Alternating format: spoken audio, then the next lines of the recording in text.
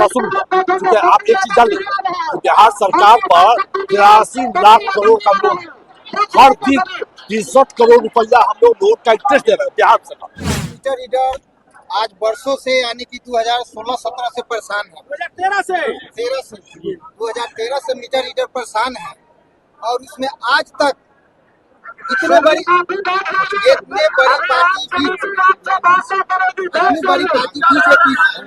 वो भी metre reader को सुनने नहीं है। और बिहार का सबसे पहला पार्टी जो आरजेडी का है वो मीटर रीडर का झूठ समझा और आज जो मीटर रीडर के यहाँ आया, इसका क्या कारण? देखिए, मीटर रीडर जो लोग काम कर रहे हैं, मैं नहीं समझता हूँ कि किसी की हैसियत होगी 10 लाख रुपया घूस देने का। तो जब यहाँ घूस नहीं होगा तो इनका समायोजन नहीं होगा। ये वेलफेयर स्टेट की बात नहीं हो रही है, ये बिजनेस स्टेट हो गया। यहाँ जो नई बहाली हो रही है ना, तेजस्वी यादव ने अपने 17 महीना के कार्यकाल में 4 लाख टीचरों की बहाली किया। इसके पहले जो भी बहाली की बात होती थी, नीतीश कुमार कहते थे कि अपने बाप से लाके पेमेंट करेगा।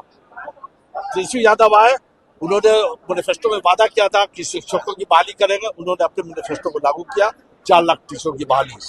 उसके बाद बहाली का सिलसिला शुरू हुआ। क्योंकि आप एक चीज जान लीजिए, बिहार सरकार पर 83 लाख करोड़ का लोन है। हर दिन 63 करोड़ रुपया हम लोग लोन का इंटरेस्ट दे रहे हैं बिहार सरकार। तो नई बहाली जो होगी उसमें तो पैसा आ रहा है। यहाँ डीके टैक्स चलता है, डीके साहब, डीसी साहब, ये लोग कई साहब है जो टैक्स लेते हैं, बहाली होता है। जितना भी एग्जाम हुआ है सबका देखा, क्वेश्चन पेपर लिखे। अब जो मीटर रीडर क्या है, समायोजन के बाद किसी मीटर रीडर के पास ऐसी सलाहियत नहीं है कि 5 लाख रुपया 4 लाख घूस दे सकते। इसका संयोजन नहीं होगा।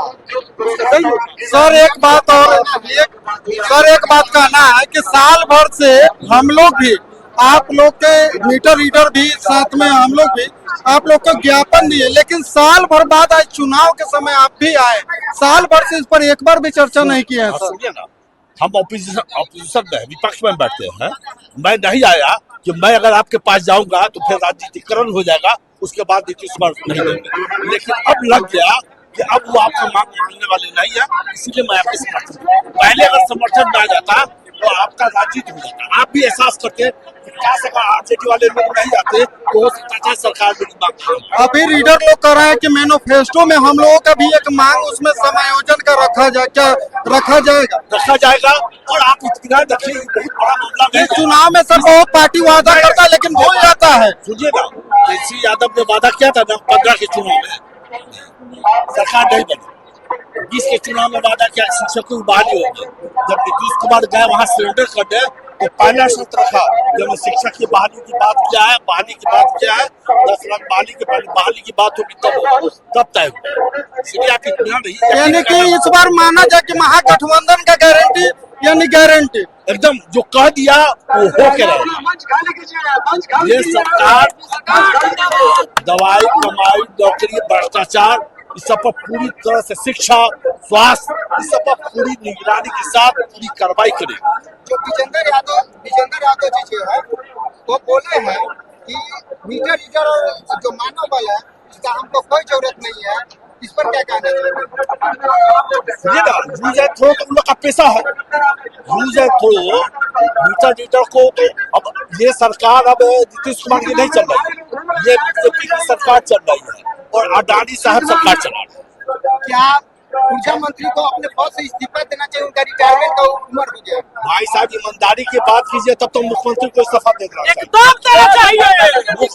इस्तीफा दे देना चाहिए। लेकिन आप 10 दिन के लिए इस्तीफा मांग के कुछ फायदा नहीं है।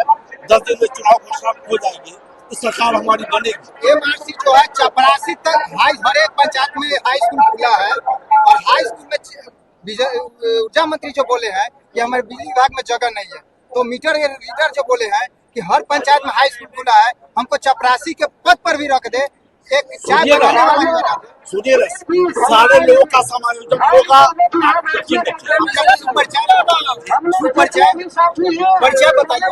Doctor SM Hasan, ex chairman madrasa education board, राष्ट्रीय महासचिव राष्ट्रीय जनता दल अध्यक्ष संतोष प्रदेश कृष्ण। चलिए यहाँ से आपको दिखाया गया कि क्या जो है आरजेडी के महासचिव जो है मीटर रीडर के लिए गारंटी कह रहे हैं कि गारंटी है, एकदम समायोजन होगा अगर हमारी सरकार बनती है तो। अब देखना है कि रीडर लोग के मांग जो है आखिरी समय में भी नीतीश कुमार मान लेते हैं या नहीं मान लेते हैं।